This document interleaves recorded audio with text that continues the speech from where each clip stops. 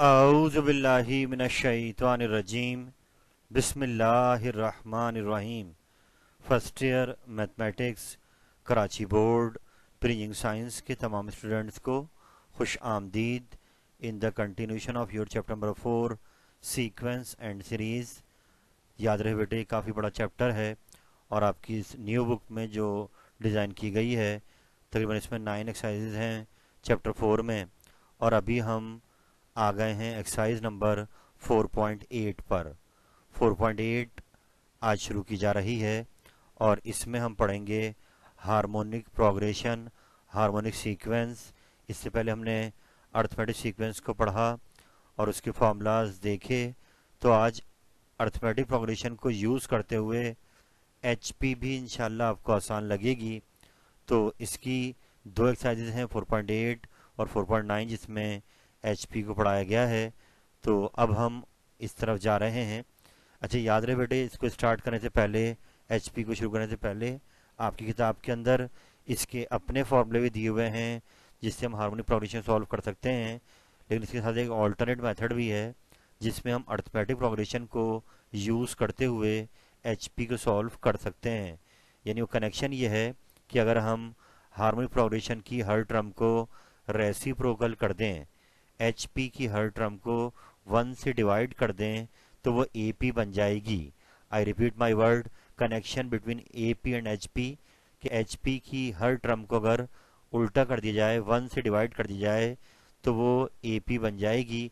तो हम कोशिश ये करेंगे कि इसी बहाने आपका एपी भी रिपीट हो जाएगा कि हम जब भी सवाल आएगा एचपी में उसको कन्वर्ट कर लेंगे एपी में और उसको सॉल्व करेंगे एपी के फॉर्मूलाज से और आखिर में जवाब दोबारा अपना रेसिप्रोकल कर कर एचपी में ले आएंगे। तो ये मेथड आपको एपी रिपीट करने में हेल्प करेगा। तो इस तरीके से हम अपने एचपी को सॉल्व करेंगे। याद रहे बुक में इसका ऑल्टरनेट मेथड भी है, तो आप यूज़ करना चाहें तो आप कर सकते हैं। तो आइए अपने आज की एक्सरसाइज नंबर 4.8 का आगाज़ करते हैं।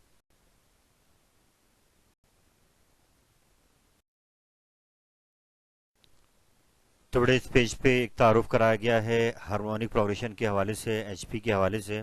वो ये है कि अगर हम एपी में इसको लाना चाहते हैं तो हम क्या करें, रेसिप्रोकल कर देंगे। एपी अगर आपकी ए प्लस डी प्लस 2 डी आपने पढ़ी है तो उसको 1 ओवर कर दें तो वो एचपी बन जाएगा। यानी रिलेशन ये है कि आप एचपी अगर दिया हुआ तो उसको 1 ओवर करेंगे तो एपी बन जाएगा, और एपी अगर दिया हुआ तो उसको 1 ओवर करेंगे तो क्या बन जाएगा, एचपी। तो जैसे आपने एपी के अंदर जनरल टर्म पढ़ी थी a plus n minus one two d, तो वही अगर आप रेसिप्रोकल कर दें तो वह एचपी की जनरल टर्म बन जाएगी। बहुत सिंपल कनेक्शन है। यानी ये कनेक्शन आपको यहाँ बता दिया गया है कि हम एचपी के हर सवाल को रेसिप्रोकल कर कर एपी में ले जाएंगे और उसको सॉल्व कर कर आखिर में जब जवाब दोबारा लेना होगा तो उसको फिर दोबारा रेसिप्रोकल करके एचपी में ले आएंगे। तो आई होप इस टेक्निक को अच्छा अडॉप्ट कर लेंगे। तो आइए अपने आज के इन क्वेश्चंस का आगाज़ करते हैं।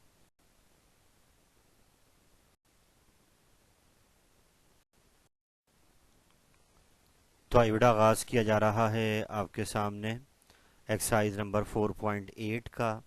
और ये पहला क्वेश्चन आ रहा है। इस टाइप का सवाल आपने अर्थमेटिक सीरीज में भी देखा था कि नीचे हमें एचपी दी जाएगी और ये हमसे उसकी इंडिकेटेड टर्म मांगेगा। यानी मैं आपके सामने इसका पहला पार्ट कर रहा हूँ, बाकी पार्ट आपने खुद करने हैं। बाकी सवाल सारे ऐसे ही होंगे जैसे इस पैटर्न से ये काम होगा। तो आइए इस सवाल को देखते हैं कि हमें यहाँ पर एक हार्मोनिक प्रोग्रेशन गिवन है। 1/3 फर्स्ट टर्म है, 1/7 सेकेंड टर्म है, 1/11 थर्ड टर्म है, एंड सो ऑन। सवाल ये है कि अगर ये एच पी 9th टर्म तक जाता है तो बताइए इसकी 9th टर्म क्या होगी। ये हमसे मांगा जा रहा है। और जैसा कि मैंने आपका जहन बना दिया था कि हम हर सवाल को पहले एपी में लेकर आएंगे और उसको सॉल्व करेंगे रेसिप्रोकल कर कर एचपी की टर्म्स को, और जब जवाब आ जाएगा तो दोबारा उसको उल्टा कर देंगे तो आंसर एचपी में आ जाएगा। तो ऐसे ही यहाँ पर हम सवाल का आगाज़ करते हैं कि फर्स्ट टर्म हमें दी हुई है 1/3, जिसको हम ए कहते हैं, A1 कहते हैं, और ये एचपी में है लेकिन हम सॉल्व करेंगे एपी में। तो मैंने इसको किया रेसिप्रोकल, तो 1/3 का रेसिप्रोकल क्या हो जाएगा, 3, तो ये एपी में आ गया। ऐसे ही सेकेंड टर्म हमें सवाल में दी हुई है 1/7, एचपी में है, और इसको करें रेसिप्रोकल यानी 1 से डिवाइड करें तो ये 7 हो जाएगा और ये एपी में आ जाएगा। और ये हमसे मांग रहा है कि 9th टर्म क्या होगी इस एच पी की। तो अब इसके लिए हमें कॉमन डिफरेंस चाहिए, क्योंकि अब सवाल आपका ए पी में आ चुका है। कॉमन डिफरेंस ए पी वाला आपको याद आ गया होगा, T two minus T one. तो यहाँ पर हमने यानी second term minus first term A two minus A one, तो सेकेंड टर्म यहाँ पर आपकी ए पी में 7 आ गई है, और फर्स्ट टर्म दी हुई है 3, माइनस करा तो डिफरेंस क्या आ गया आपका 4। यानी आपने बिल्कुल परेशान नहीं होना है, आपने वही ए पी वाले फॉर्मूलाज यूज़ करने हैं। तो हम आगे बढ़ते हैं, और अब वो ए पी की जनरल टर्म का फॉर्मूला आ गया, a plus n minus one into d. याद आ गया होगा आपको। ये आपसे 9 टर्म मांग रहा है, तो आपने एन को 9 रख दिया। जहाँ ए आ रहा था आपने वो ए पी, बस ये ध्यान रखिएगा कि जब आप ए पी में सॉल्व कर रहे हैं तो टर्म्स ए पी वाली वहाँ पुट करनी है। तो ए आपको 3 दिया हुआ है, और एन आपका 9 हो जाएगा 9 टर्म में, और डी आपका क्या हो जाएगा 4, और अब 3 हो जाएगा, ये 8 4 ज़ा 32। तो ए 9 35 आ रही है। मगर याद रहे जब हमारा ए पी में आया है, क्वेश्चन में वो एच पी मांग रहा है, तो आखिर में क्या कर देंगे, इसी आंसर को रेसिप्रोकल कर देंगे। तो 1/35 एच पी में आ गया। ये आपकी रिक्वायर्ड टर्म है, टर्म जो इस एच पी की मांगी जा रही थी। जिस अंदाज से भी ये सवाल हुआ है, बाकी पार्ट ऐसे ही होंगे, इसको आप खुद ट्राई करें। हम चलते हैं अगले सवाल पर।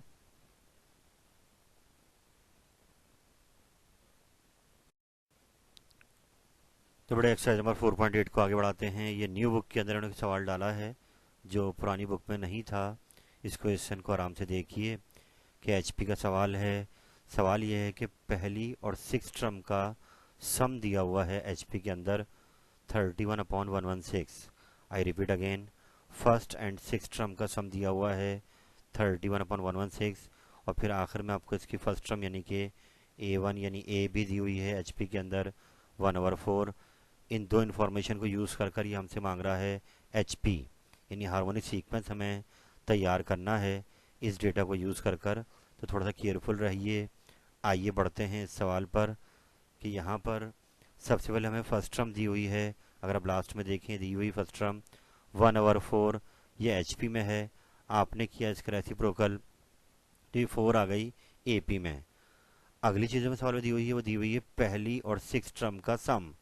तो पहली और सिक्स टर्म का सम 31/116 दिया हुआ है। दोनों टर्म जब एच पी में थी तो उस वक्त उनका सम 31/116 आ रहा था। तो यहाँ अब हम एक काम करेंगे, अभी फिलवक्त एच पी वाली टर्म को ही लेकर पहले हम अपनी ए सिक्स तैयार करते हैं। यानी एच पी हमें दिया हुआ था, एच पी में ए दिया हुआ था 1/4। तो हम यहाँ जाते हैं और ए को उठा के रख देते हैं 1/4। ए सिक्स ऐसे ही आ गया, ये सम भी ऐसे ही आ गया, और अब ये 1/4 प्लस करा के माइनस का हो जाएगा। और अब एलसीएम ले लिया, 116 एलसीएम आ गया, 31 ऐसे ही आया, 29 4 द 116 तो ऊपर 29 आ जाएगा, माइनस करा 2 रह गया, 2/116 तो ये 2 से कैंसिल हो गया, 1/58। ये आपकी टर्म आ गई है, सिक्स टर्म आ गई। यानी फर्स्ट टर्म दी हुई थी, सम दिया हुआ था, उसको यूज़ करके हमने एच पी की सिक्स टर्म बना ली 1/58। मगर हमें चाहिए क्योंकि सॉल्व करना है आगे जाकर, तो हम इसको दोबारा उल्टा कर देते हैं रेसिप्रोकल। तो 58 आ गई ए पी में, यानी फर्स्ट टर्म एच पी में 1/4 है, ए पी में 4 है। ऐसे सिक्स टर्म एच पी में 1/58 है, और ए पी में सिक्स टर्म आपकी 58 है। तो अब आगे बढ़ते हैं और हमें डी निकालना है।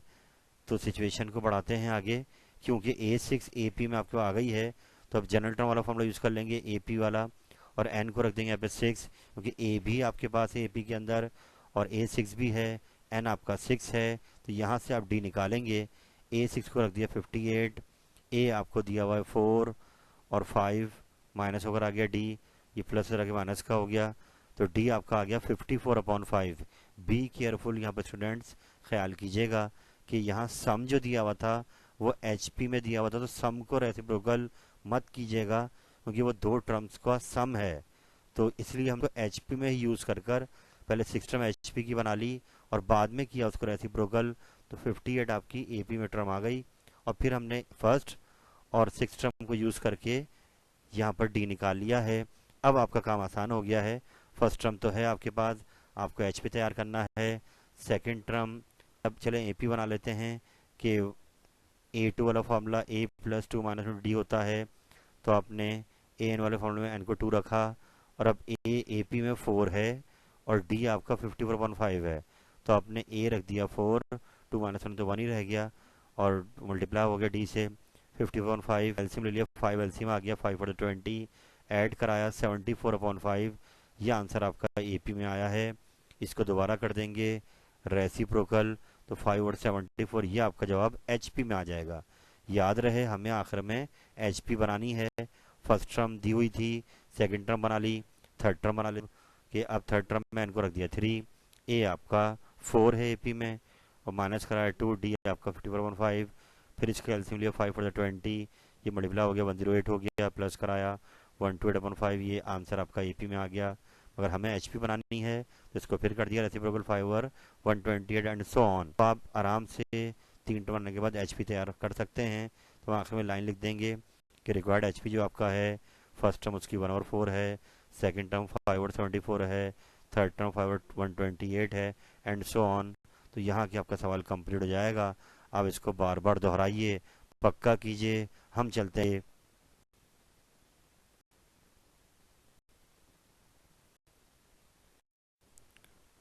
तो एवडा 4.8 को आगे बढ़ाते हैं। नेक्स्ट क्वेश्चन नंबर 4 आपके सामने दिखाई दे रहा है। इसमें आपको एचपी की फर्स्ट टर्म दी हुई है और ऐसे ही आगे आपको उसकी फिफ्थ टर्म दी हुई है। इन दो टर्म को यूज़ कर कर हमें इसकी 9 टर्म निकालनी है। कहाँ ऊपर करके आ चुके हैं आप लोग। फर्स्ट टर्म को -1/3 दिया हो तो ए यानी A1 फर्स्ट टर्म होती है और इसको एचपी में दिया हुआ है तो इसको कर दिया एपी में तो -3 हो गया। फिर ऐसे A5 दिया हुआ है 1/5 एपी में 5 हो गया और A9 हमें एचपी में निकालनी है। तो फिर यूज़ करेंगे एन वाला फॉर्मूला और इसको A5 पे अप्लाई कर देंगे क्योंकि ए तो हमें दिया हुआ है। हम A5 पे इसको लगाते हैं A+4D। अब A5 में 5 दिया हुआ है और ए की वैल्यू आपको -3 दी हुई है एपी के अंदर तो इसको उठाकर हम पुट कर देते हैं इक्वेशन नंबर 1 में। 5 ऐसे ही आ गया, A-3 रख दिया गया, प्लस का 4D इक्वेशन 1 में आ गया है, इधर आके प्लस का हो गया और 3 फिर ये 8 हो जाएगा, 4 नीचे के डिवाइड होके डी आपका 2 आ गया। जैसे ही ए आ जाए और डी आ जाए तो अब आपको 9 टर्म निकालनी है। तो ए एन वाले फॉर्मूले जाएंगे, ए को रख देंगे -3, आपको 9 टर्म में n9 होगा और डी 2 हो गया -3 8 to the 16 13 रह गया है 9 टर्म। 13 आंसर एपी में आ रहा है, जवाब एचपी में देना है तो 1/13 is the required 9 term of the HP जो ये हमसे मांग रहा था। अब इसको बार बार दोहराएं। हम चलते हैं आगे।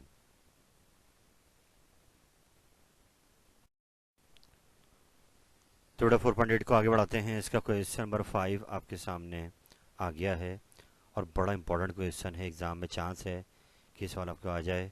तो आइए इसको देखते हैं। बहुत आसान सवाल है कि एचपी की पीएच टर्म आपको दी हुई यानी कि एन के फॉर्मूले में अगर आप एन को पी रख देते हैं तो वो टर्म आपको क्यू दी हुई है एचपी के अंदर, यानी ए पी दी हुई है क्यू, ऐसी क्यू ए टर्म दी हुई है पी। ए को एन में जब आप क्यू रखेंगे तो ए क्यू दी हुई है पी। इन दो टर्म को यूज़ कर कर ये हमसे प्रूव करवा रहा है, मांग रहा है कि P plus Q a term ये आनी चाहिए, P Q upon P plus Q. जो पी और क्यू ऊपर देख रहे हैं आप, ये वही पी और क्यू ऐड होने के बाद नई टर्म बनी है P plus Q a term, उसको प्रूव करना है कि वो ये आना चाहिए। तो आइए एक बार फिर ए पी का इस्तेमाल करते हुए इस क्वेश्चन को शुरू करेंगे। एच पी की पी ए टर्म दी हुई है तो ए पी क्यू दिया हुआ है एच पी में, इसको कर दिया रेसिप्रोकल तो 1/क्यू आ गया ए पी में। सेम हेयर ए क्यू दिया हुआ है पी के बराबर एच पी के अंदर तो 1/p हो गया ए पी में, और प्रूफ करना है कि P plus Q term H P के अंदर P Q upon P plus Q आनी चाहिए। तो आइए बढ़ते हैं आगे। एन वाला फॉर्मूला एक बार फिर लगेगा ए पी वाला, ए प्लस एन -1/d और यहाँ पे एन को पी रख दिया जाएगा ताकि पी ए टर्म का रिलेशन बनाया जाए। तो जब एन को पी रखा गया तो जहाँ जहाँ एन आ रहा है वहाँ पी रख दिया आपने, और ए पी आपको 1/क्यू दिया हुआ है अर्थमेटिक प्रोग्रेशन के अंदर तो 1/क्यू रख दिया, ए प्लस इसका ब्रैकेट खोल दिया पी डी माइनस डी, ये इक्वेशन 1 हो गई। सेम हेयर ए क्यू की बात कर लेते हैं तो एन को क्यू रख दिया गया ए प्लस क्यू -1/d और ए क्यू आपको दिया हुआ है 1/p, वो रख दिया, इसका ब्रैकेट खोल दिया, a plus q d minus d equation 2 हो गई। तो ये दो इक्वेशन आपके सामने आ गई। इनको अब कर देते हैं सब्ट्रैक्ट ताकि हम डी निकालें। इसका सब्ट्रैक्ट करेंगे बेटा तो आप देख सकते हैं कि आपके पास रिजल्ट आएगा कि लेफ्ट को लेफ्ट में से माइनस किया 1/क्यू -1/p हो गया, ए से ए कैंसिल हो जाएगा, डी से डी कैंसिल हो जाएगा और P D minus Q D रह गया। इधर से डी कॉमन आ गया, पी माइनस क्यू और यहाँ पे ले लेंगे एलसीएम। पी क्यू एलसीएम आया तो क्रॉस हो जाएगा P minus Q, P minus Q से पी माइनस क्यू कैंसिल हो जाएगा और डी की वैल्यू आ गई 1/pq। इसको उठाते हैं इक्वेशन 1 या 2 में रख देते हैं, तो हमने इक्वेशन 1 में रख दिया 1/q equal to A plus P into D, D आपका 1/pq है, माइनस डी 1/pq।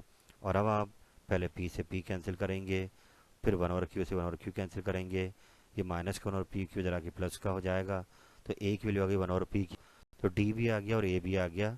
इन दोनों को उठाते हैं और रख देते हैं an वाले फॉर्मूले में।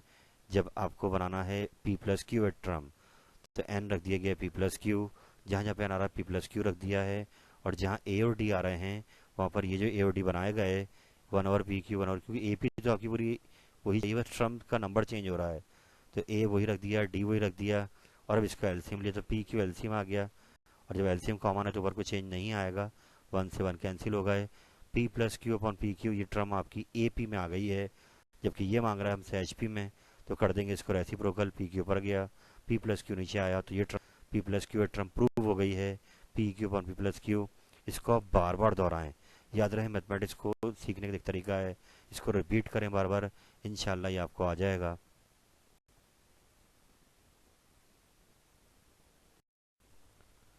थोड़ा 4.8 के क्वेश्चन नंबर 2 रह गया है, इसको भी देख लेते हैं कि यहाँ सवाल में क्या कहा जा रहा है। बहुत ही सिंपल क्वेश्चन है कि आपको यहाँ पर 7 टर्म दी हुई है एचपी की 1/3 और 10 टर्म दी हुई है 5/21। इन दो टर्म को यूज़ कर कर 14th and 20th term HP की मांगी जा रही हैं। तो आइए अपना डेटा बनाते हैं क्वेश्चन का। हमें 7 टर्म दी हुई है एचपी के अंदर 1/3, तो इसको किया रेसिप्रोकल, तो 3 आ गया एपी के अंदर, और ऐसे हमें 10 टर्म दी हुई है 5/21, तो इसको किया रेसिप्रोकल, तो 21/5 ये आ गया एपी में। और हमसे A14 और A20 एचपी की मांग रहा है, तो यूज़ करेंगे यहाँ पर एन वाला फॉर्मूला जनरल टर्म का एपी वाला, और इसमें हमें 7 टर्म दी हुई तो एन को रख देंगे 7, और A7 हमें 3 दिया हुआ है एपी के अंदर, तो यहाँ 3 रख दिया, a प्लस 6d, इक्वेशन 1 हो गई। ऐसे हमें A10 दिया हुआ है तो एन को 10 रख देंगे, A10 दिया हुआ है 21/5, तो a प्लस 9d हो गया।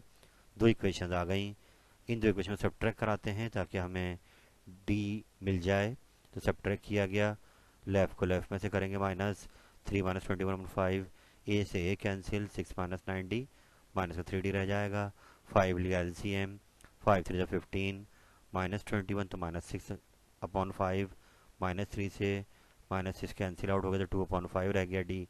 अब जबकि डी आ गया तो इसको उठा के इक्वेशन 1 में रख दें या 2 में रख दें, ए आ जाएगा तो हमने इसको 1 में रख दिया, 3 equal to A plus 6 into D, और अब 6 2 12, इधर आके माइनस का हो गया, 5 लिया एलसीएम, 5 से 15, 3/5 ये आपका ए आ गया।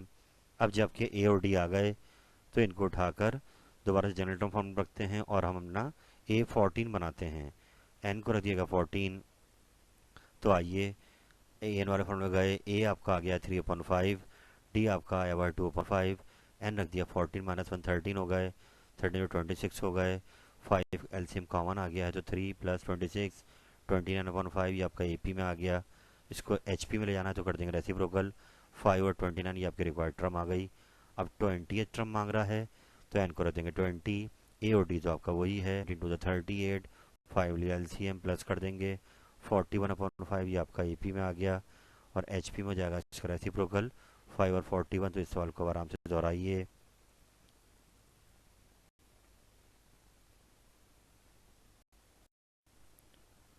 तो अल्हम्दुलिल्लाह रब्बिल आलमीन, अल्लाह ताला की दी हुई अता से मैंने आपके सामने आज 4.8 का आगाज़ कर दिया है।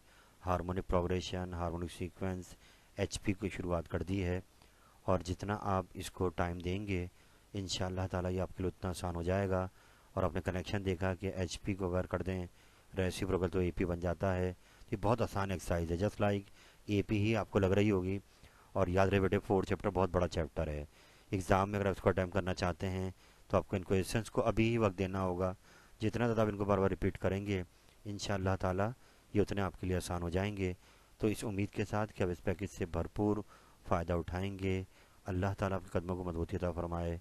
आपका हामी और नासिर हो अल्लाह ताला। फ़ी अमानिल्लाह। अल्लाह हाफिज़।